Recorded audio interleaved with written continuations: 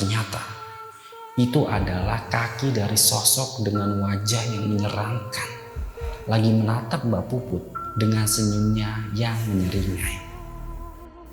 Dan beberapa saat kemudian, wajah menyeramkan itu muncul tepat di hadapannya. Itu tuh cuma berjarak 1 jengkal tangan aja. Aku akan makan kamu semua.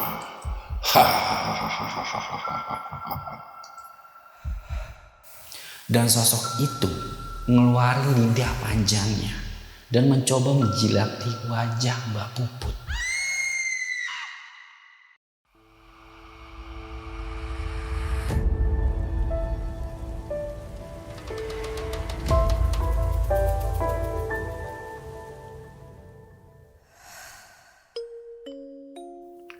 Assalamualaikum warahmatullahi wabarakatuh. Balik lagi sama gue Ari di Shift 2 Malam, tempat untuk bercerita kisah di luar nalar manusia.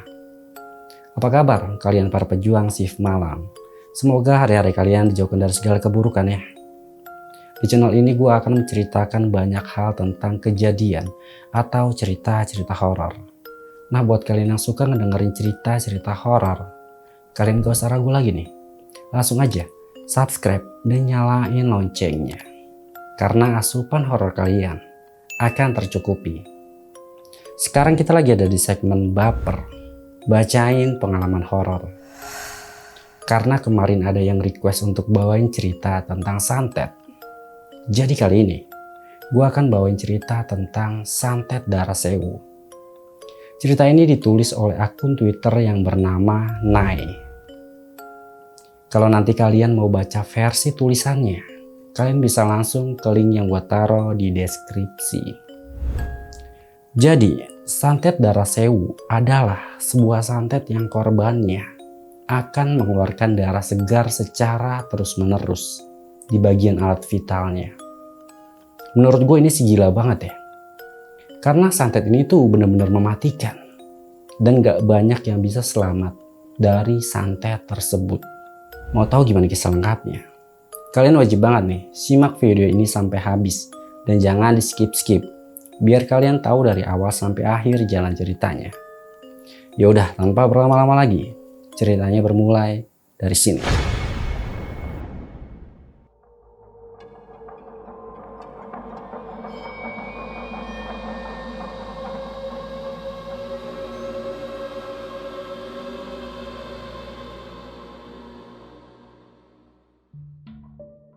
Mbak Puput adalah seorang PNS yang mengajar di sekolah tingkat dasar dan beliau ini udah berkeluarga.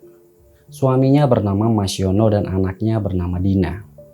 Mas Yono bekerja di Dinas Pemadam Kebakaran. Walaupun kehidupannya sederhana nih, jauh dari kata mewah, tapi keluarga mereka bisa dibilang sangat bahagia. Saat itu Mbak Puput baru aja dapat kabar gembira nih, yang mana suaminya itu baru aja naik jabatan menjadi kepala bagian.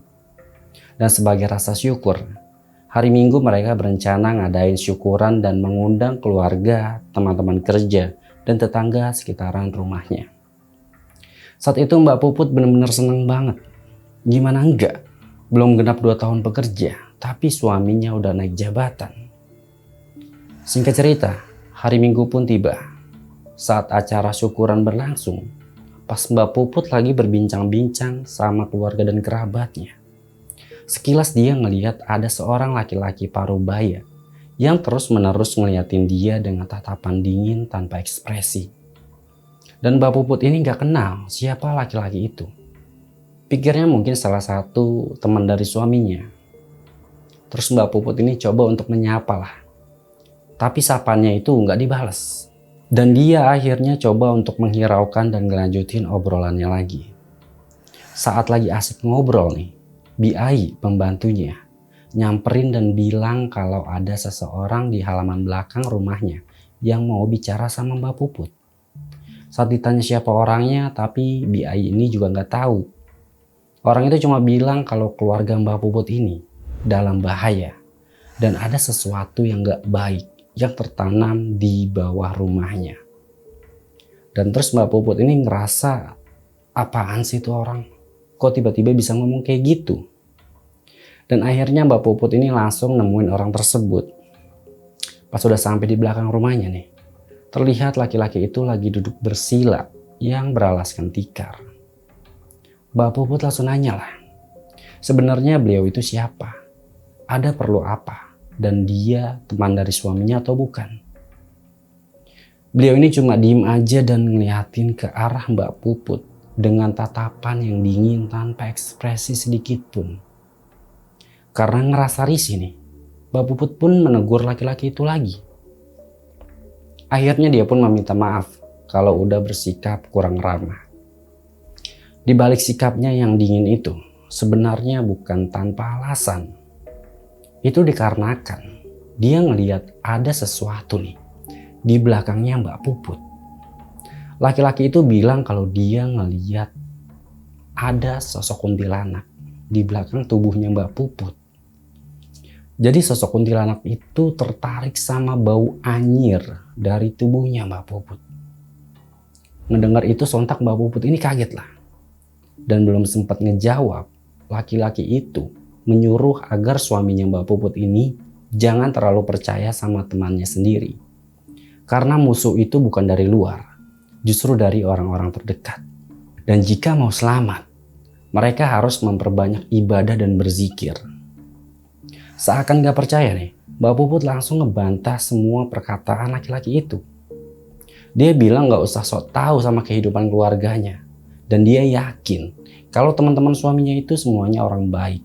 Dan Mbak Puput ini nyuruh laki-laki tersebut untuk segera pergi. Sebelum pergi, beliau bilang nih, kalau dia sebenarnya lagi kebetulan lewat aja. Tapi saat ngelewatin rumahnya Mbak Puput, dia ngelihat ada aura negatif.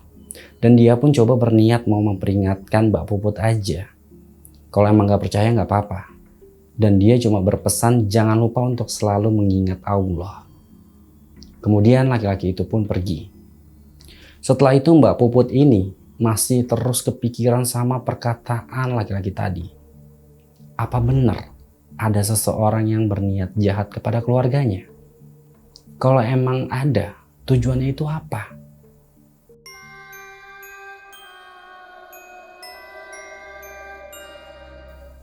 Singkat cerita nih, malamnya pas lagi ngeberesin sisa-sisa syukuran tadi, Mbak Puput ini mencium bau bangkai yang cukup menyengat hidungnya.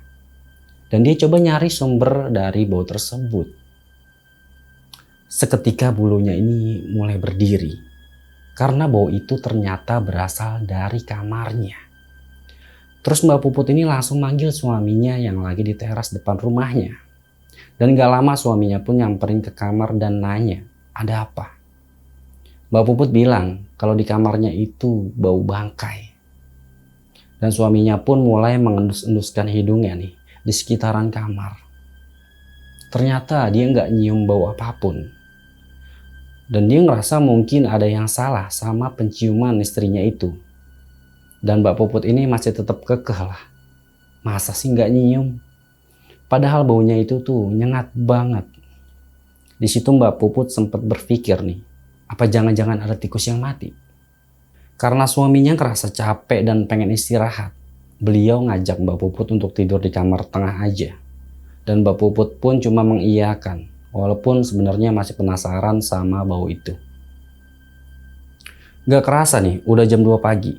Tapi Mbak Puput ini belum bisa tidur karena masih kepikiran kejadian ganjil tadi.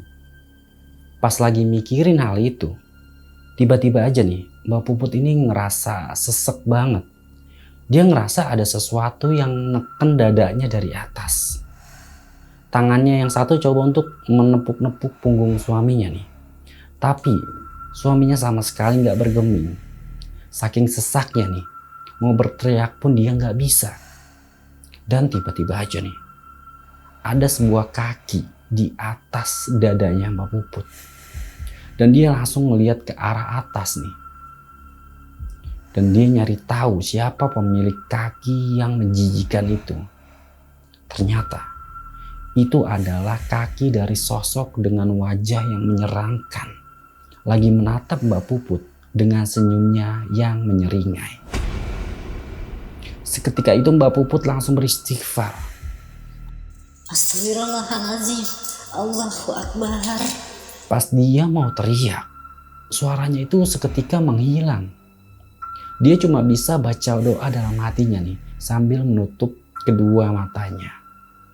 Dan sedikit demi sedikit rasa sesaknya pun mulai berkurang.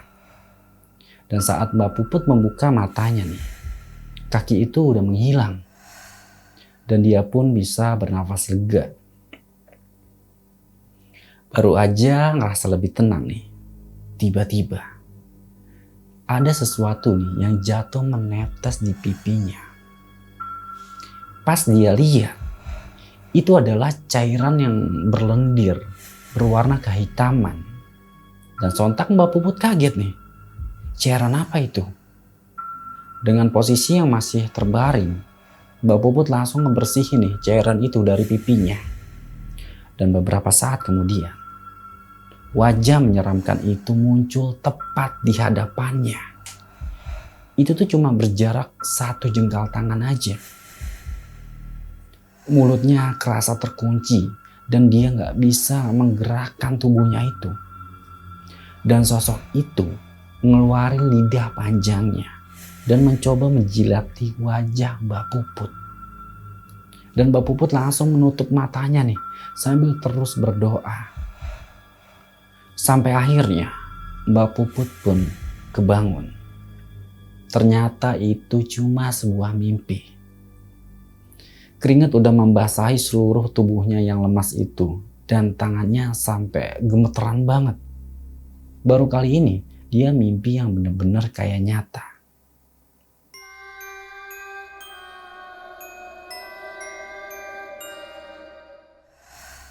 Keesokan harinya, tubuh Mbak Puput ini benar-benar lemes dan gak bertenaga. Kepalanya itu kerasa berat dan sakit, kayak ditusuk-tusuk. Badannya pun panas tinggi, sampai nyentuh angka 40 derajat. Sampai ngebuat tubuhnya itu kerasa nyeri dan kesakitan. Keluarganya mengira kalau Mbak Puput ini cuma lagi sakit medis pada umumnya aja.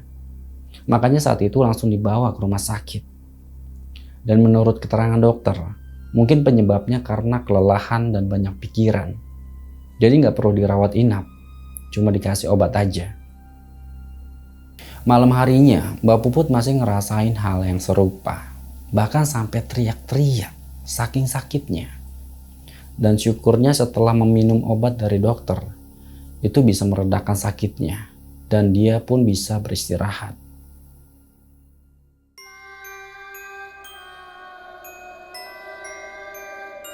Singkat cerita, di suatu malam, Mbak Puput ini di rumah cuma berdua aja sama Dina, anaknya. Suaminya ini lagi dinas malam, jadi pulangnya besok pagi. Saat Mbak Puput lagi istirahat di kamarnya, dia itu ngedenger ada suara wanita yang bersenandung. Suaranya mirip kayak orang yang lagi nyinden. Dan seketika itu, Mbak Puput mulai merasa ketakutan.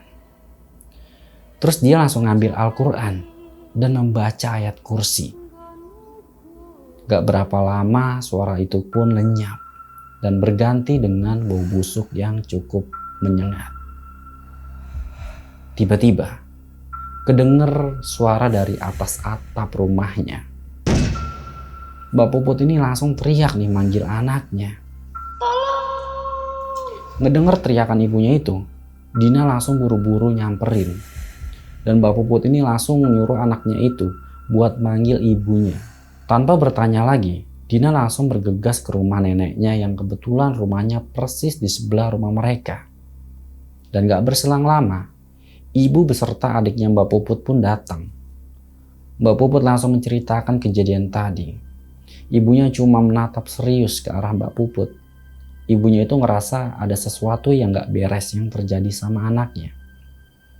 Terus adiknya Mbak Puput ini yang bernama Henry ngomong, kemarin pas temennya lagi main ke rumahnya nih, temennya itu ngeliat ada yang aneh sama rumahnya Mbak Puput. Intinya aura di rumahnya Mbak Puput itu tuh nggak bagus dan ada sesuatu dalam tanda petik hal mistis. Oh ya, temannya Henry ini punya semacam penglihatan. Mbak Puput cuma bisa terdiam mendengar perkataan adiknya itu. Otaknya mulai mikirin kejadian-kejadian ganjil yang dialami belakangan ini. Ibunya Mbak Puput ini berencana akan memanggil Ustadz Husein untuk nyari tahu ada apa sebenarnya. Malam itu pun Mbak Puput meminta ibunya untuk tidur di rumahnya karena dia masih takut. Akhirnya nih, Mbak Puput, anaknya, dan ibunya tidur bertiga di ruang tengah, sedangkan adiknya tidur di ruang tamu. Syukurnya malam itu nggak ada sesuatu yang terjadi. Sampai ketika di malam berikutnya nih, lagi-lagi Mbak Puput ngedenger suara wanita nyinden dan bau busuk di tempat yang sama di sekitar kamarnya. Dia langsung teriak manggil suaminya. Kebetulan suaminya itu lagi di depan teras bersama Ustadz Husein. Ngedenger teriakan Mbak Puput nih, suaminya dan Ustadz Husein langsung menuju ke kamar. Dan pas udah di kamar, Mbak Puput ini langsung meluk suaminya itu dan bilang kalau dia benar-benar ketakutan karena ngedenger suara wanita nyinden dan bau bangkai yang menyengat banget.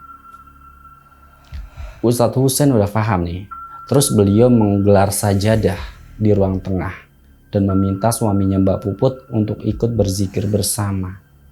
Sementara Mbak Puput disuruh untuk tidur di kamarnya Dina. Saat Ustadz Husein dan suaminya lagi berzikir, Mbak Puput ini ngerasa ada yang aneh nih. Dia ngerasa kayak ada yang mencekik lehernya, sehingga ngebuat dia susah untuk bernafas.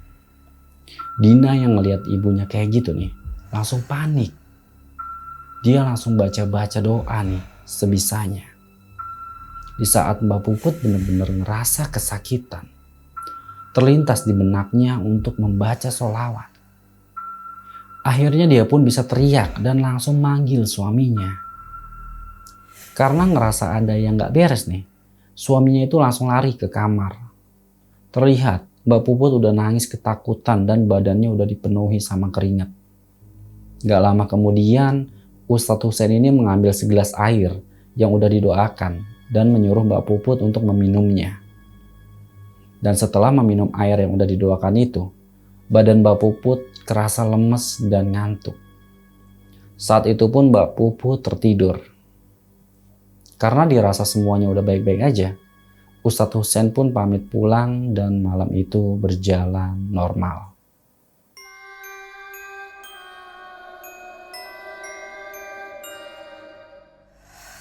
Singkat cerita, sekitar jam 5 sore nih, Mbak Puput dan anaknya ini lagi nonton TV.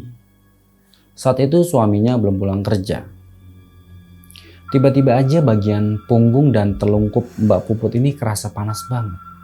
Dan kepalanya itu kerasa sakit. Saking sakitnya, sampai kepalanya dia pukul-pukul pakai remote TV. Matanya itu udah memerah. Bibirnya sampai kering dan badannya itu kesakitan kayak lagi ditusuk-tusuk pakai jarum. Mbak Puput terus teriak-teriak nih kesakitan. Dan tanpa sadar, dia udah menggigit bibirnya sampai berdarah. Dina yang kaget ngeliat kondisi ibunya itu, spontan langsung lari nih keluar rumah dan manggil kakek dan neneknya. Ngedenger teriakan itu akhirnya ayah, ibu, dan adiknya Mbak Puput langsung berhamburan ngedatengin rumahnya. Saat itu Mbak Puput ketawa-tawa sendiri nih, kayak orang gila. Karena keadaannya udah gak kondusif nih, ayah dan adiknya itu langsung bergegas ke rumah Ustadz Husein untuk meminta pertolongan. Sedangkan ibunya langsung ngeliat keadaan Mbak Puput yang saat itu lagi duduk sambil ngejilatin darah dari bibirnya. Dan tiba-tiba aja Mbak Puput bangun nih dari tempat duduknya dan jalan ke arah belakang rumah. Ibunya coba untuk mencegah Mbak Puput, tapi dia langsung membantingnya nih sampai terpental ke lantai. Tenaganya Mbak Puput ini kuat banget karena tubuhnya tuh udah dikendaliin oleh sesuatu. Anaknya yang lihat itu langsung lari keluar rumah dan berteriak meminta pertolongan. Para tetangga pun berdatangan, salah satunya adalah Pak RT. Terus Pak RT ini nanya ada apa. Dan Dina nyeritain semua kejadian yang dialami ibunya itu. Pak RT mulai ngerti nih dan menyuruh kepada warga untuk menolong ibunya Mbak Puput yang pingsan. Habis itu Pak RT ngajak salah satu warga nih untuk mencari Mbak Puput. Di saat para warga mencari Mbak Puput, ayah dan adiknya Mbak Puput ini datang bersama Ustadz Hussein. Sang ayah ini kaget lah ngelihat udah banyak warga yang ada di rumahnya. Ibunya Mbak Puput yang udah sadar, terus nyeritain lah kejadian tadi ke ayahnya. Mendengar itu, ayahnya dan Ustadz Hussein pun langsung menyusul Pak RT yang lagi nyari Mbak Puput. Dan beberapa saat kemudian, Mbak Puput ini ditemukan udah pingsan di lumbung padi yang jaraknya cuma beberapa meter aja dari rumahnya. Ayahnya langsung buru-buru nih mengangkat tubuhnya Mbak Puput. Dan ketika diangkat, bau anyir mulai menusuk hidungnya. Seketika ayahnya kaget kalau tubuh anaknya itu ternyata udah berlumuran darah. Dan beliau langsung nanya ke Ustadz Hussein, ini sebenarnya darah dari mana? Ustadz Hussein yang lagi berzikir pun menjawab dengan wajah paniknya. Darah itu adalah darah Mbak Puput. Ustadz Hussein ini ngerasa udah keterlaluan banget sebenarnya ini. Karena Mbak Puput ini udah disantet. Dan santetnya itu sangat mematikan. Dan Ustadz Hussein pun langsung menyuruh untuk segera membawa Mbak Puput pulang. Beliau berencana akan mengajak semua warga untuk ikut berdoa dan mengaji di rumahnya Mbak Puput. Dan sesampainya di rumah, ibunya langsung membersihkan tubuhnya Mbak Puput. Dan pas lagi ngebersihin nih, ibunya itu kaget dan panik. Maaf ya, karena dari anusnya Mbak Puput itu terus menerus mengeluarkan darah. Dan supaya darahnya nggak tembus keluar, akhirnya Mbak Puput ini dipakein pampers. Dan saat itu Mbak Puput masih belum sadar dan belum tahu apa yang terjadi. Sedangkan di ruang depan, ayahnya Ustadz Hussein dan Pak RT lagi ngumpul ngebicarain hal aneh yang menimpa Mbak Puput. Kejadian di luar nalar itu pun mau nggak mau menyoroti keluarga mereka.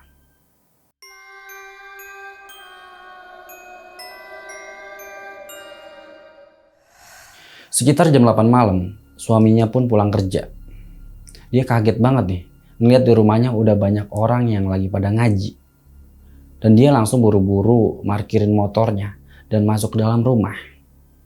Terlihat istrinya lagi terbaring di atas kasur.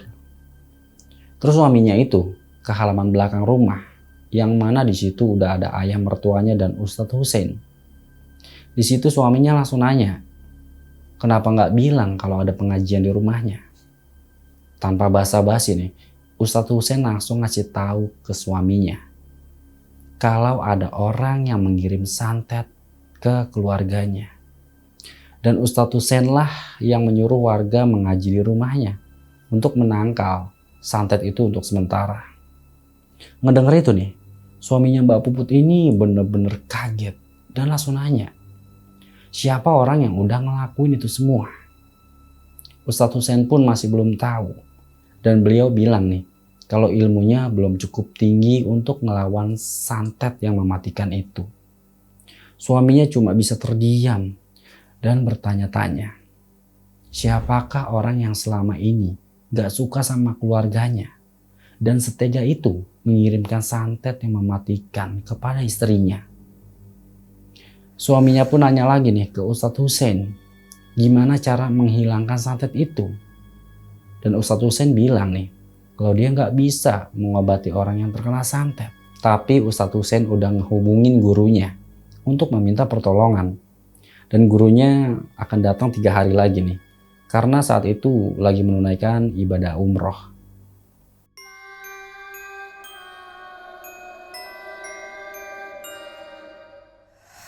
Keesokan harinya, setelah kejadian kesurupan kemarin, Dina ini semakin takut nih kalau cuma berdua sama ibunya di rumah. Dia ngerasa kalau ibunya itu udah bukan seperti ibunya yang ia kenal dulu. Ibunya itu selalu nangis dan ketawa-tawa sendiri. Dina pun tahu nih kalau itu bukanlah ibunya. Malam itu, Dina ini kebangun karena mau buang air kecil. Kamar mandi di rumahnya itu ada 2. Yang satu di belakang dekat dapur, dan yang satunya lagi di samping kamar ibunya. Dan Dina pun ke kamar mandi yang di dekat kamar ibunya. Pas Dina keluar kamar mandi nih, tiba-tiba dari arah dapur kedenger suara piring jatuh. Antara kaget dan penasaran, Dina ini coba ngecek ke arah dapur. Dina pun berjalan perlahan nih, dengan pelan ke arah dapur. Dan setibanya di dapur, Dina langsung bergidik ngeri nih. Dia ngelihat ibunya itu lagi jongkok nih, sambil memakan daging mentah. Banyak darah yang berceceran di lantai. Entah itu darah dari ibunya atau daging mentah yang ada di mulut ibunya itu. Dina yang ngerasa ketakutan coba perlahan-lahan untuk berjalan mundur nih. Dan baru beberapa langkah, sialnya ibunya itu ngelihat Dina. Dari yang posisi awalnya itu jongkok nih, ibunya kemudian perlahan-lahan berdiri dan agak membungkuk. Dengan kondisi mulut yang berlumuran darah, dia menghadapkan kepalanya ke atas dan matanya melotot ke arah Dina sambil menyeringai. Ibunya pun mulai mendekati Dina. Dan seketika itu pun Dina langsung lari ke kamar ayahnya dan menggedor-gedor pintu kamarnya. Sesekali Dina ini ngelihat ke arah belakang, takut ibunya ngejar dia. Dan bener aja, ibunya itu ngikutin Dina nih. Dan Dina terus berteriak memanggil ayahnya. Akhirnya ayahnya pun keluar dari kamar dan terheran-heran nih ngelihat Dina yang nangis ketakutan. Ayahnya langsung nanya, "Dina kenapa? Sebenarnya ada apa?" Di situ Dina nyeritain tentang apa yang dia lihat tadi. Tangis Dina makin pecah karena takut. Dan ayahnya ini langsung mengecek ke arah dapur. Dan pas sudah di dapur, ternyata istrinya itu ada di sana, masih memakan daging mentah itu. Tanpa rasa takut, suaminya itu langsung nyamperin Mbak Puput nih, sambil terus baca doa. Dan beliau manggil Dina untuk membantu membacakan doa. Mbak Puput terus-menerus berteriak dan ngerasa kepanasan. Kurang ajar kau. Panas. Karena teriakan itu, anak muda sekitaran rumahnya yang kebetulan lagi begadang langsung berbondong-bondong ngedatengin rumahnya Dina untuk nyari tahu ada apa sebenarnya. Anak-anak muda itu masih seumuran sama Dina. Beberapa di antara mereka ada yang ngebantu memegang tangan dan kaki ibunya Dina yang lagi meronta-ronta. Sebagian lagi ada yang memanggil Ustadz Husein dan Pak RT. Suasana malam itu jadi makin gak kondusif. Ibu Dina ini terus-terusan berteriak. Beberapa saat kemudian, Ustadz Husein dan Pak RT pun datang ngebantu mereka. Sampai akhirnya jam 2 dini hari, ibunya Dina mulai tenang dan udah mulai bisa tidur. Setelah selesai membantu, Ustadz Husein dan Pak RT pun pamit pulang.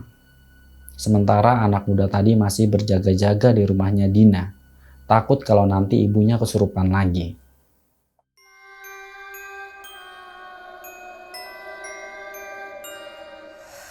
Hari-hari berikutnya, aktivitas Mbak Puput cuma duduk melamun dengan tatapan kosong.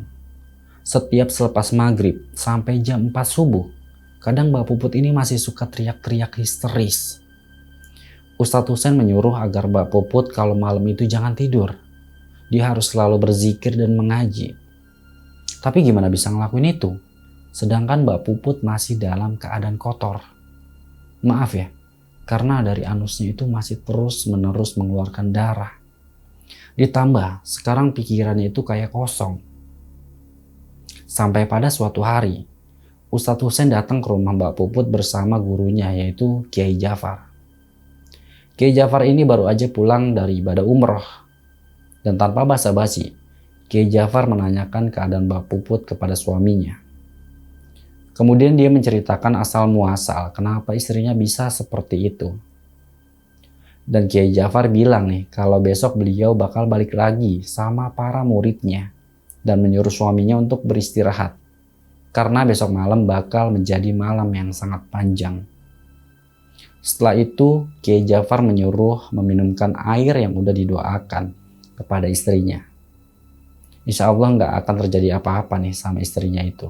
Kiai Jafar dan Ustadz Husain pun kemudian pamit pulang.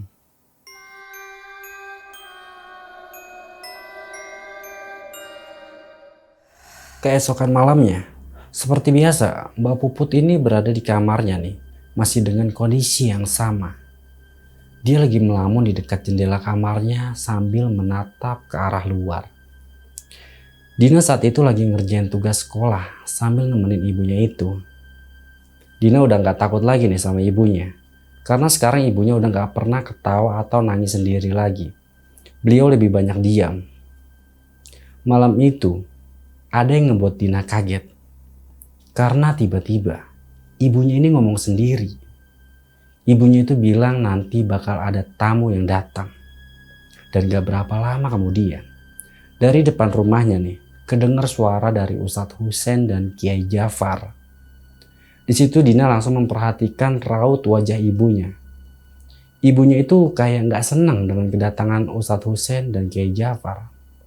Ditambah di luar ada beberapa orang lagi yang datang, yaitu murid-muridnya Kiai Jafar. Ustadz Husain dan Kiai Jafar pun masuklah ke kamar dan memberi salam ke Mbak Puput. Assalamualaikum Mbak Puput. Mbak Puput ini nggak langsung ngejawab. Dia melirik sinis nih, menatap Kiai Jafar yang ada tepat di hadapannya. Dan seketika itu, suara Mbak Puput berubah menjadi berat. Ada apa datang ke sini? Kiai Jafar langsung mendekat ke arah Mbak Puput dan memegang pundaknya. Sedangkan Ustadz Husain memijit-mijit telapak kakinya Mbak Puput sambil membacakan doa-doa. Kiai Jafar kemudian menyuruh sosok yang merasuki Mbak Puput itu untuk segera keluar dari tubuhnya. Sosok itu malah ketawa seakan mengejek. Kiai Jafar dan Ustadz Husain pun mulai membacakan doa-doa. Sosok itu langsung teriak, mengerang, menangis dan tertawa.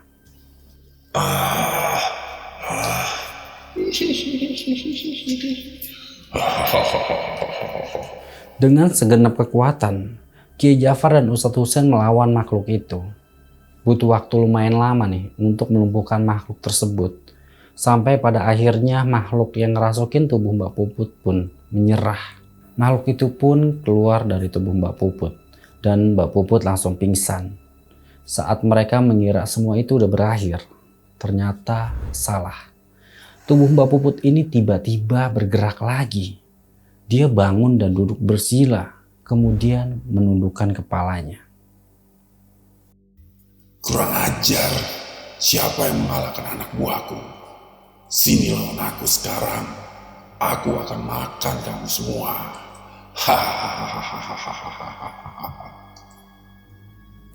Entah siapa kali ini yang masuk ke tubuh Mbak Puput. Suara beratnya ngebuat suasana malam itu jadi semakin mencekam. Suaminya itu langsung panik nih ngelihat ada yang masuk lagi ke tubuh Mbak Puput. Sambil menahan tangis, suaminya bertanya ke Kiai Jafar. Pak Kiai, istri saya kenapa lagi? Kenapa makhluknya nggak mau keluar? Tenang Mas Yono. Jadi yang bersemayam di tubuh Mbak Puput itu ada dua. Yang pertama itu sudah keluar. Yang satu ini yang paling kuat. Bantu dengan doa-doa ya Mas. Dan panggilkan murid-murid saya untuk kesini. Baik Pak Kiai. Lalu Kiai Jafar berbicara dengan makhluk yang merasuki tubuhnya Mbak Puput itu. Saya yang telah melepasnya keluar. Sekarang saya akan bertanya kepadamu. Siapa yang menyuruhmu menghabisi keluarga Mas Yono? Apa kau tahu? Aku dan wanita ini sudah menyatu. Kalau kau mengeluarkan aku dari tubuh wanita ini, maka dia akan mati. Akulah sumber kekuatannya. Coba saja kau kalahkan aku. Tidak ada yang kuat di alam semesta ini kecuali kekuatan Allah Subhanahu wa Ta'ala. Cepat katakan, siapa yang menyuruhmu? Atau aku akan membakarmu. Kau akan aku makan terlebih dahulu. Akhirnya Pertarungan antara Kiai Jafar dan sosok yang ada di tubuhnya Mbak Puput pun terjadi. Ustadz Husein dan murid-muridnya Kiai Jafar ikut membantu membacakan doa-doa. Mbak Puput ini meraung-raung dan menjerit kesakitan. Dan gak berapa lama, Mbak Puput muntah darah. Darahnya itu berwarna kehitaman. Kiai Jafar langsung mendekat dan membantu Mbak Puput untuk duduk. Kemudian memegang pundaknya dan membacakan doa sambil bertanya kepada makhluk tersebut. Kau diberi makan apa oleh dukunmu? Dia memberiku darah. Jadi setiap manusia yang memberimu darah, kau akan menuruti permintaannya. Tentu saja, karena saya sudah terikat perjanjian dengan orang yang memberikan darah itu. Dan sekarang kau disuruh oleh dukunmu untuk mencelakai keluarga ini. Baiklah, sekarang lihat ini. Auzubillahi minasyaitonirrajim. Bismillahirrahmanirrahim. Allahu la ilaha illa huwal hayyul qayyum. Hentikan. Jelaskan, siapa yang menyuruhmu? Allahu la ilaha illa huwal hayyul qayyum. La ta'khudhuhu sinatun wa la nawm. Lahu ma fis samawati. Jangan baca itu. Jangan bakar saya. Akan saya beritahu, asal jangan baca itu lagi. Baiklah, sekarang jelaskan. Aku mencelakai keluarga ini atas permintaan dari orang yang tidak suka dengan kesuksesan Mas Yono. Dan orang itu adalah teman satu pekerjaannya. Siapa namanya? Saya tidak bisa mengatakannya.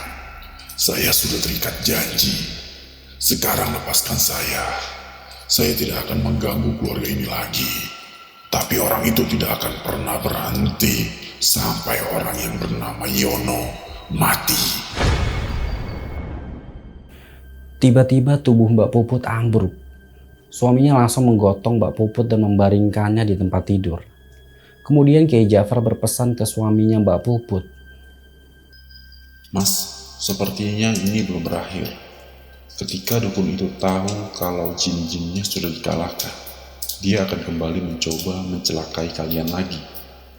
Mbak Puput jangan sampai ditinggal sendiri ya. Minta Mbak Puput untuk terus berzikir selalu mengingat Allah. Karena dengan selalu mengingat Allah, akan dijauhkan dari segala jin yang akan mengganggu manusia. Santet darah sewu adalah santet yang mematikan. Untung saja saya datang tepat pada waktunya. Jika terlambat mengobati Mbak Puput, sudah pasti dia akan kehabisan darah dan meninggal dunia. Untuk itu kalian semua harus selalu waspada. Ingat, setelah ini kalian jangan berhenti berdoa. Karena saya yakin, orang itu tidak akan berhenti mengganggu kalian. Tubuh kalian jangan terlalu kosong. Setelah itu, Kiai Jafar dan murid-muridnya pun pamit pulang. Tinggal Ustadz Husein aja nih yang masih menemani suaminya Mbak Puput. Alhamdulillah Mbak Puput sudah sadar sepenuhnya. Cuma tubuhnya masih lemes. Suami dan anaknya saat itu lega banget nih melihat Mbak Puput udah kembali seperti sedia kala. Beberapa hari setelah kejadian itu, Mbak Puput ini udah kelihatan sehat walaupun dia sesekali sering didatangi oleh sosok yang mengganggunya.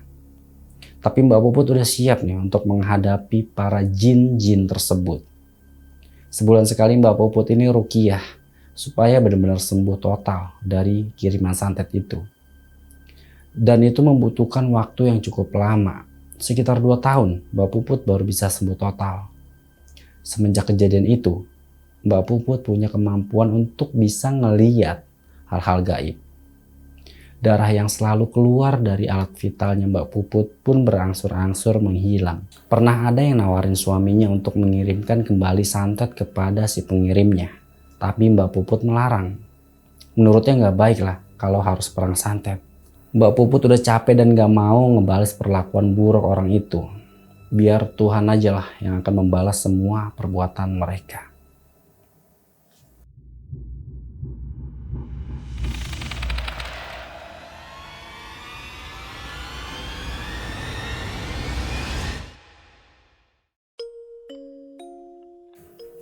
Itulah cerita dari santet darah sewu. Menurut kalian gimana nih sama ceritanya?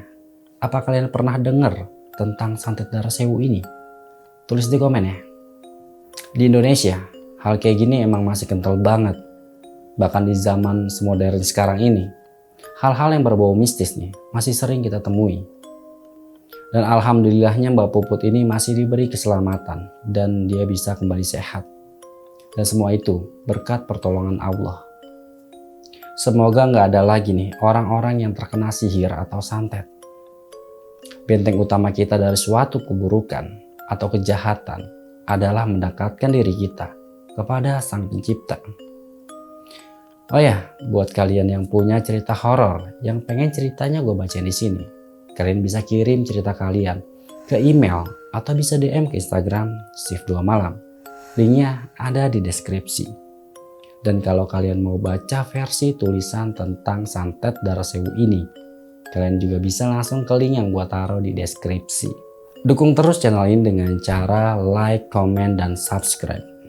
Jangan lupa nih, nyalain loncengnya supaya kalian gak ketinggalan setiap ada video terbaru dari channel ini. Gua rasa cukup dari segmen baper kali ini. Ambil hal-hal positifnya aja dari cerita ini dan buang negatifnya. Jadiin pelajaran buat kita semua. Terima kasih untuk teman-teman yang udah dengerin cerita ini sampai habis. Semoga bisa menemani malam kalian. Gua Ari dan Shift 2 Malam undur diri. Selamat beristirahat. Wassalamualaikum warahmatullahi wabarakatuh.